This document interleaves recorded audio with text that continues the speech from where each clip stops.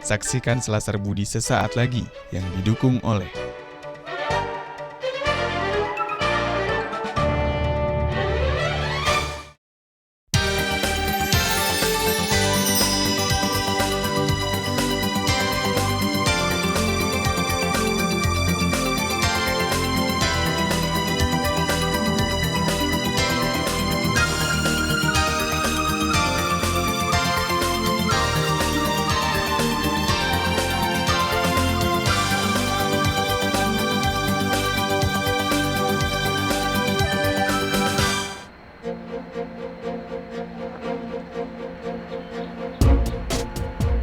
Indonesia dianugerahi kekayaan alam dan laut yang melimpah. Namun keserakahan manusia membuat daerah pesisir mengalami alih fungsi lahan besar-besaran. Terbukti, kini di pantai timur Sumatera hanya memiliki 10% hutan mangrove yang tersisa. Padahal, hutan ini sangat vital bagi kehidupan ekosistem laut.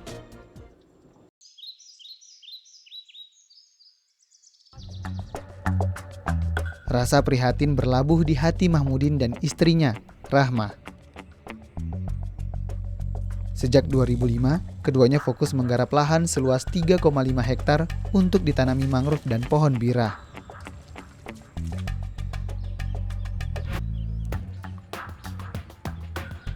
Lahan yang semulanya rawa-rawa dan sama sekali tidak bisa dijamah oleh masyarakat ini, kini berganti menjadi kawasan hutan pohon birah dan mangrove yang asri.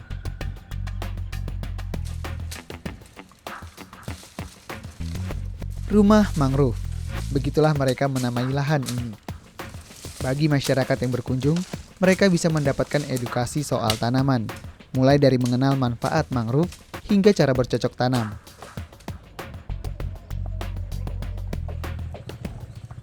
Sehingga rumah mangrove ini juga dijadikan sebagai kawasan agrowisata bagi masyarakat.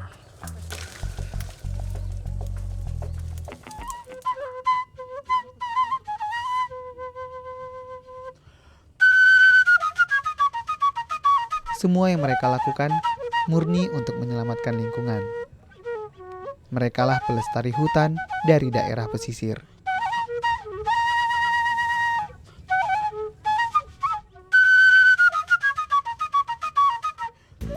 Ya pemirsa, dulunya lahan ini adalah sebuah rawa yang sama sekali tidak terjamah oleh masyarakat. Nah, namun berkat usaha dari pasangan suami istri yang inspiratif ini, kawasan tersebut diubah menjadi sebuah kawasan hutan birah dan rumah bagi mangrove.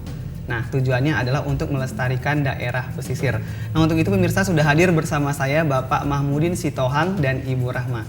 Halo, apa kabar Bapak, Ibu? Kabar. Terima kasih sudah hadir di Selasar Budi.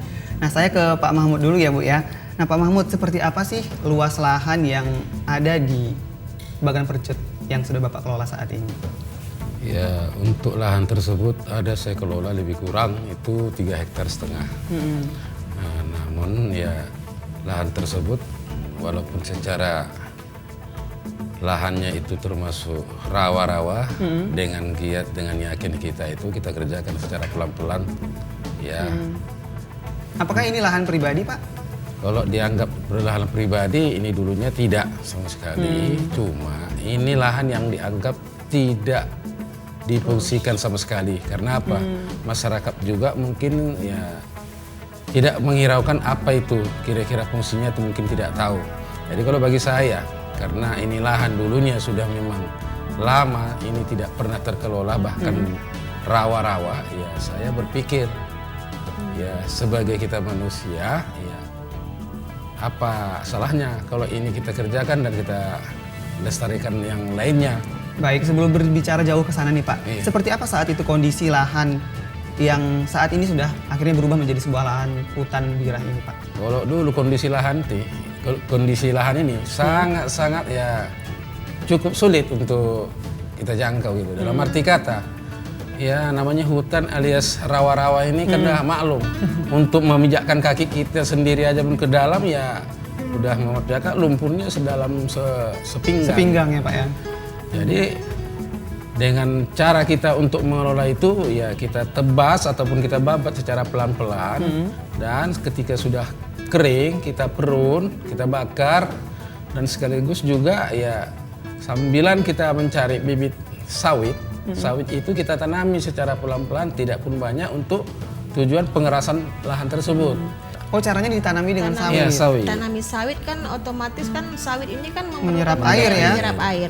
Jadi dengan sendirinya di areal sawit yang udah tertanam itu dia keras dengan sendirinya.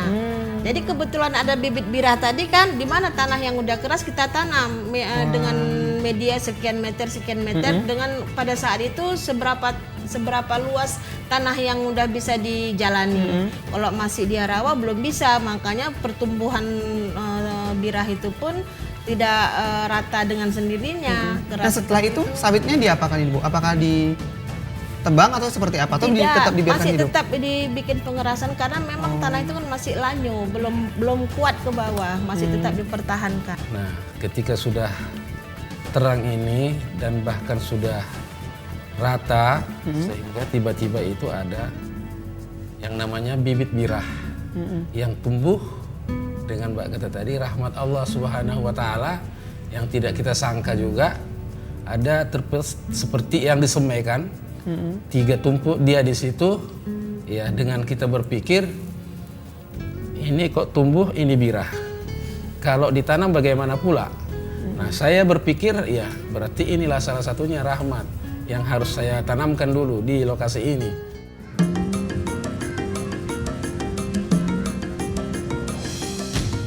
Pohon birah merupakan tumbuhan asli kawasan Vietnam bagian selatan, Thailand semenanjung, Malaysia semenanjung, Sumatera, Kalimantan bagian barat dan barat daya. Namun, tumbuhan birah juga ditemukan di Bali dan dikenal dengan nama bulan baon. Apa sih tujuan ataupun alasan Bapak untuk melakukan ini semua dan Ibu sendiri? Sekarang kan sudah susah kita mencari suatu tempat yang asri. Jadi kesannya macam mana hutan ini tidak, dengan tanda kutip hutan itu mengerikan. Jadi dengan niat yang udah dimulai oleh si Bapak, kita hanya meneruskan rancangan-rancangan macam mana nuansa hutan ini bisa enak dipandang, enak dinikmati dan tidak hancur sedemikian rupa dengan tangan-tangan manusia yang ahli fungsi lahan kan ya Bu begitulah, ya. kita tak perlu menyalahkan orang. Kita mau tempat kita itu salah satu tempat yang asri, bisa didatangi tamu-tamu dari luar, kawan-kawan, keluarga yang bisa menghilangkan stres. Masih ada suara burung, masih ada monyet 1-2 kan gitu, 2-3 ekor kita ada ternak apa. Jadi betul-betul lahan kita itu memang tempat yang bisa untuk menetralisir pikiran. Karena udah jarang tempat seperti itu kita dapati. Kita niatnya seperti itu aja. Berarti untuk pelestarian lingkungan. Pelestarian berarti, Bu, lingkungan ya? aja. Inilah yang mengerjakan. Sempat nggak Bu semua. Bapak ada yang berpikir mungkin ini Ibu sama Bapak ngapain ini mengerjakan rawa seperti itu, atau mungkin adakah pikiran-pikiran aneh nih dari masyarakat saat itu? Kalau itu udah pasti ada. Tidak orang luar juga. Seperti apa Bu ceritanya? Bahkan itu? anak kita sendiri. Bahkan anak sendiri anak ya? sendiri aja tidak terima itu perbuatan kita membersihkan lahan tuh.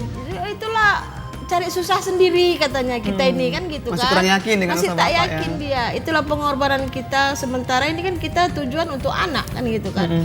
Tapi dengan lambat laun, kadang komplain, kadang care, kadang komplain, kadang care. Lambat laun menerima semuanya seperti itu. Oke, baik Bapak, Ibu, kita tunda sejenak perbincangan kita, semakin menarik nih. Nanti saya diajak ya Bu ya sama Bapak untuk main ke lahan birahnya. Iya, silahkan. Ya pemirsa, seperti apa sih kondisi kawasan hutan birah maupun rumah mangrove ini? Berikut liputannya untuk Anda.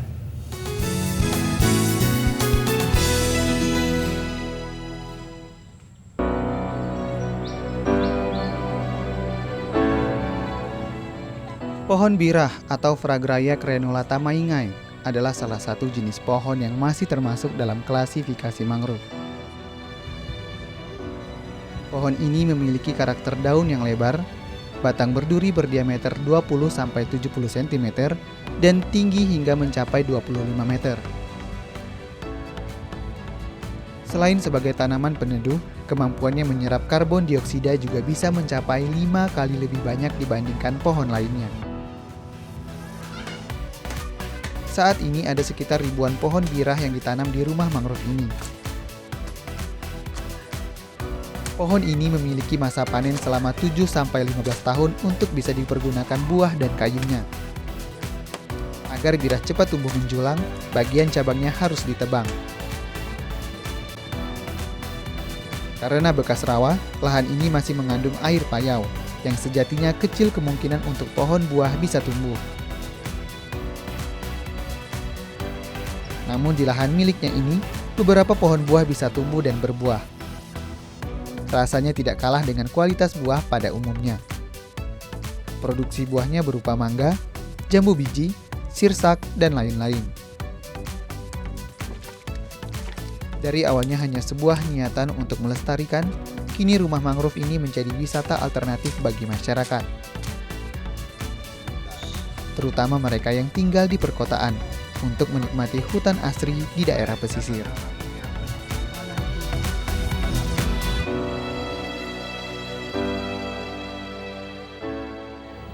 Baik, ini saya ke Ibu Rahma dulu. Seperti apa sih Bu manfaat pohon birah ini baik dari segi lingkungan maupun dari segi yang lainnya? Untuk saat ini yang dominan ya utama keasriannya, karena dia punya daun itu bercabang dan bisa dikatakan bisa menjadi satu atap. Dan kita apabila kita duduk di bawah pohon itu radius kira-kira 5 meter kita masih terlindungi untuk saat ini. Karena memang daunnya yang sangat besar Bu ya berarti. Daunnya besar-besar, lebar-lebar, udah itu dia bercabang seperti punya tangan sana sini gitu. Itu dia untuk saat ini fungsinya yang kami rasakan ya kan. Jadi suasana di areal kami itu teduh, nyaman, di mana aja pun duduk itu tenang ya kan, tidak terkena sengat matahari. Jadi ada fungsi yang kedua itu batangnya, kayunya. Dan itu pun radius nanti katanya itu sampai 10-15 tahun lagi baru dapat hasil, itu aja. Udah itu Apakah ini berbuah Bu pohonnya? kalau saat ini kita belum tahu buahnya seperti apa saya Karena masih pribadi. ini yang pertama sekali tapi ya. kabar-kabar yang saya dengar dari teman-teman di luar itu katanya berbuah. Dan kita Buah memang yang untuk dikonsumsi atau yang seperti apa buahnya? enggak untuk konsumsi, untuk Tidak bisa pembibitan. untuk dimakan ya? Tidak, untuk pembibitan itu. Setahu saya yang dikasih tahu sama saya. Nah, kemudian kan ini Bapak dan Ibu sudah membudidayakan birah ini. Nah, seberapa optimis sih kalau birah ini nanti kayunya, buahnya akan banyak diminati oleh masyarakat dan bisa menjadikan penghasilan untuk Bapak dan Ibu? Kalau memang kita mengarah sampai ke masalah hasil daripada melestarikan yang namanya hutan birah nih, ya terus terang aja walaupun itu jangkauan waktu yang sangat lama, ya memang optimis kita yakin akan membuatkan hasil yang memadai gitu.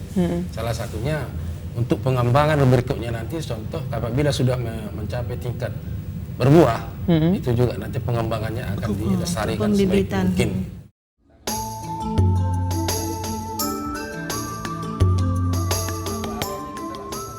Ada bagian yang unik dari pohon birah ini, yaitu terdapat pada batangnya yang berduri. Batang berduri ini akan berangsur hilang secara alami apabila pohon birah sudah mencapai usia 5 tahun. Batang pohon ini sangat dibutuhkan pada industri kayu lapis, bahan baku mebel, furniture, serta bahan bangunan non-konstruksi. Sebab kualitas batangnya disebut-sebut setara dengan pohon jati. Karena memang tadi alasannya untuk pelestarian ya Bu ya, bukan untuk produksi. Nah, untuk kawasan ini juga tadi kan disebutkan ada rumah mangrove nih, berarti tempat berkembang biaknya mangrove nih di sini. Nah, ini seperti apa Bu lahannya? Ya, untuk saat ini kan ada sebagian lahan kita itu sepertiga bagian dari lahan yang dikerjakan bapak anak-anak ini itu dia kan ada kolam. Kolam ini bukan kolam yang kita buat, memang pengorekan pemerintah untuk apa benteng kan gitu. Jadi kita tanam bibit mangrove, kita tanami kan gitu. Kita dibantu ada anak kita dari Medan membawa polybag gitu, kita bantu tanami berapa banyak lah bisa dibilang, sekali tanam sekian kita mulai tanam di pinggiran kolam untuk fungsinya supaya perkembangbiakan anak-anak ikan, sirkulasi ikan kan berkembang dengan baik dengan adanya tumbuhan mangrove gitu. Nah, ini ada yang menarik nih pemirsa, bahwa di lahan payau ini bisa tumbuh tanaman buah, Ibu ya. Nah ini seperti apa nih Bapak Ibu? Mungkin ke Bapak dulu nih ceritanya. Seperti apa nih buah ini bisa tumbuh di sana? Kalau dari perhitungan secara akal pikiran, memang manalah mungkin tumbuh tanaman yang namanya Tanaman buah di air payau, di air Pak ya? payo ataupun di air asin, karena itu daerah pesisir. Nah, tapi alhamdulillah dengan berubahnya sistem, yaitu ibaratnya dari dulunya lanyo, sekarang ini udah menjadi keras ataupun bisa ditanami dengan tanaman ibaratnya pokok berbuah. Contoh salah satunya mangga, seperti jambu dan stirsak. Kalau dibilang itu durian Arab katanya gitu. Nah itu ya alhamdulillah tumbuh dengan sehat. Nah, kalau 2-3 kali itu sudah dinikmati. Sudah dinikmati hasilnya. Bahkan tidak hanya sekedar tumbuh tapi juga berbuah gitu ya. Berbuah. Karena begitu rindang dan lestari nih hutan birahnya. Katanya juga sampai mendatangkan satwa, menjadikan habitatnya di hutan ini. Nah itu seperti apa Bu? Karena kan memang itu kan asal mulanya memang hutan, memang tempat perlindungan satwa-satwa liar kan gitu. Jadi dengan adanya mungkin reboisasi di tempat-tempat lain ini kan habitatnya pada mabur sana sini lah bahasa Jawanya. Jadi dengan adanya lahan yang kita mulai lestarikan seperti itu, setiap sore, setiap pagi kita masih bisa melihat lagi yang namanya monyet, yang namanya lutung, burung di sana sini, hinggap sana sini. Itu suatu anugerah yang masih bisa kita nikmati, yang tidak akan punah kan gitu. Itu harapan kita ke depan. Berarti dengan sendirinya satwa ini datang sendiri. Bapak Ibu kembali harus kita tunda sejenak perbincangan kita. Ya pemirsa, seperti apa komentar masyarakat mengenai usaha dari pasangan suami istri yang sangat inspiratif ini? Berikut cuplikannya.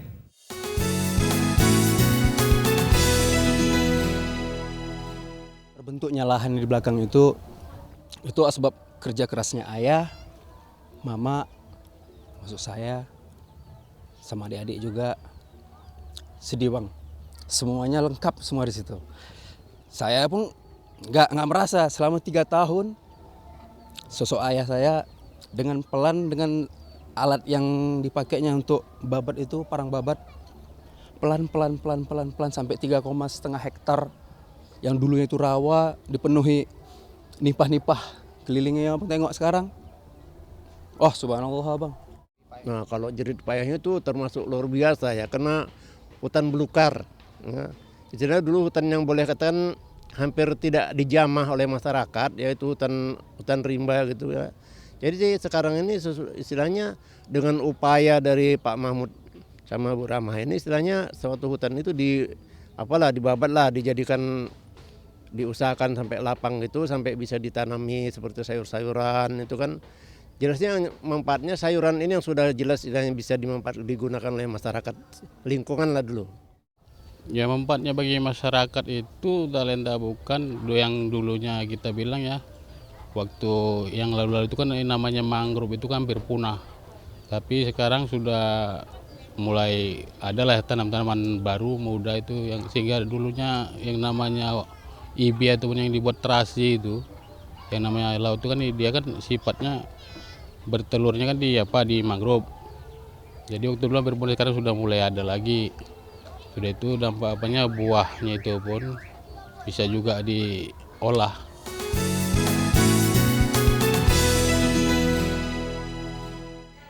Saya ke Pak Mahmud nih, apa Pak tantangan terbesar yang mungkin selama ini Bapak hadapi dalam menggarap hutan birah dan rumah mangrove ini?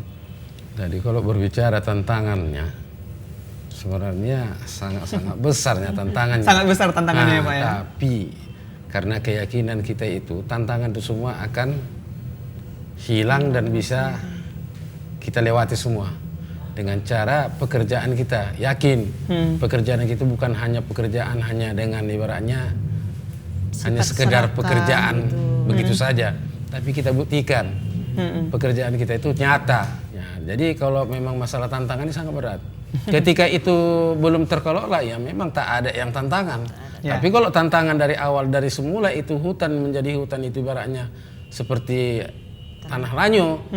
Jangan tanya, bahkan untuk mendekati ke dalam pun mungkin masyarakat tak berani. Jadi ya namun ya dengan berkat hati dengan setulusnya kita bekerja niat yang baik, alhamdulillah sampai sekarang ternyata itu lahan bisa kita kerjakan sebagaimana mestinya yang kita harapkan. Dan pikiran Kedepannya masyarakat nanti. ke depan pun yang tadinya berpikir tidak mungkin akhirnya sekarang bisa mereka dibuktikan. wah memang gila tuh si Mahmud aja bisa dibersihkan. Nah, memang gitu. Terakhir antara bangga dan terkejut ya kan. Bercampur ya, jadi Bu, ya. sekarang tetangga-tetangga kita lahan lain udah mulai meminta bibit birah dari kita gitu. Kita kasih aja, ambil silahkan. Kasih Yang dengan penting- cuma-cuma. Iya, ambil. Yang Wah. penting lestari. Cuma cara pola pengambilannya diajari si bapak lah, jangan sampai mati sia-sia kan diajari. Baik. Nah, Gitu. untuk Bapak dan Ibu nih, saya bertanya untuk keduanya. Apa sih dukungan yang sudah didapatkan baik dari pemerintah maupun masyarakat sendiri? Kira-kira nih.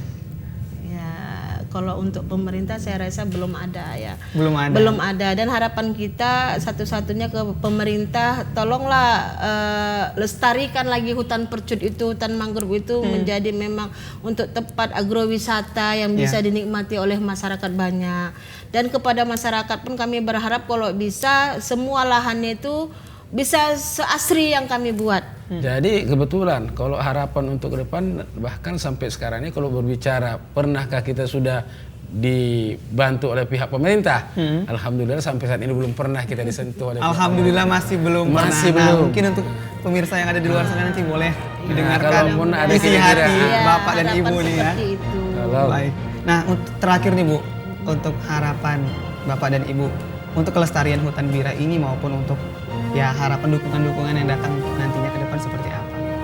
dengan apa harapannya? Salah satunya sedikit banyaknya berharap sama kawan-kawan yang ada di luar sana kira-kira dari pihak pemerintah, salah satunya bagaimana untuk ya dapat sedikit ya, memperhatikan bagaimana kerja nyata yang kita buat ini demi untuk melestarikan salah satunya hutan mangrove birah dengan hutan mangrove yang namanya bakau. Intinya supaya masyarakat ini berpikir tidak hanya karena kita ini bisa dibilang dengan tanda kutip miskin, kita tidak bisa mengolah lahan sebaik mungkin. Itu aja. Karena dari lahan lahan yang kita kerjakan itu kita bisa mendapatkan hasil yang bisa menghidupi kita dan keluarga. Itu aja intinya. Wah, mulia sekali nih Bapak dan Ibu nih. Tidak kiprahnya semua ya. karena uang ya kan? Ya. Karena kalau memang kita punya keinginan teguh untuk berbuat yang baik, bisa dibilang buah mengkudu itu bisa jadi makanan, jadi obat kan begitu. Jadi dengan itikat kan mengerjakan itu perlu duit. Jadi kalau kami memikirkan itu Om ya kami Tidak akan hajar. pernah ada hutan Kalau bira ini. kalau Bapak ini kami paksakan mencari duit, mencari rezeki untuk sehari-hari ya nggak dikerjakannya lahan yang tak ada menghasilkan duit. Jadi kan ini bermata rantai itu. Jadi Baik. intinya jangan karena kita miskin, kita tak punya uang sehari-hari, kita tidak bisa mengelola sebuah lahan. Ya. Baik Bapak dan Ibu, terima kasih sudah hadir di Selasar Budi. Menarik sekali perbincangan kita. Semoga bermanfaat untuk pemirsa yang ada di rumah dan sukses terus untuk kegiatannya dan semoga hutan bira ini bisa memberikan manfaat lebih banyak ya Bu ya ke masyarakat. Ya pemirsa, semoga apa yang dilakukan oleh Bapak Mahmudin Sitohang dan Ibu Rahma ini bisa menjadi contoh dan teladan untuk kita semua agar terus melestarikan dan mencintai lingkungan. Sekian program Selasar Budi, sampai ketemu lagi. Saya Rizal Lubis, tebarkan nilai kebajikan di setiap lini kehidupan. Sampai jumpa.